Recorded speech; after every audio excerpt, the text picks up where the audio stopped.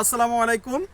আজকে আমি আচারের বাটি হাতে যশোর বিজ্ঞান ও প্রযুক্তি বিশ্ববিদ্যালয়ে হাজির হয়েছি। এই যে আচারের বাটি আপনারা দেখতে পাচ্ছেন, এই আচার মূলত সুজাস ফুড হ্যাভেনের তত্ত্বাবধানে তৈরিকৃত টকঝাল মিষ্টি তেঁতুলের আচার। সুজাস ফুড হ্যাভেনের এই আচার হাতে আমাদের এই ক্যাম্পাসে আসার উদ্দেশ্য হলো যে আমাদের আগে জানতে হবে যে সুজাস ফুড হ্যাভেন কোথা থেকে এসেছে।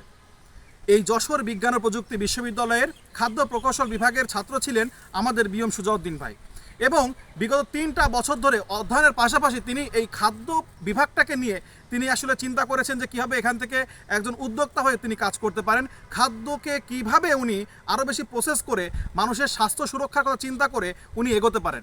আজকে তার বিভাগীয় যে শিক্ষা, আজকে তার খাদ্য প্রকৌশল বিভাগ থেকে তিনি যে জ্ঞান পেয়েছেন, সেখান থেকে তার এই উদ্যোক্তা জীবনে আরও বেশি তিনি সহায়তা পেয়েছেন।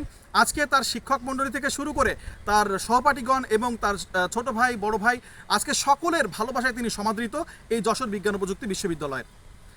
আজ আমরা সেই ক্যাম্পাসেই কিন্তু সুজাস ফুড হ্যাভেনের পণ্য নিয়ে এসেছি, কারণ এই পণ্য এই ক্যাম্পাসের, এই সুজাস ফুড হ্যাভেন এই ক্যাম্পাসের, এই সুজাউদ্দিন এই ক্যাম্পাসের।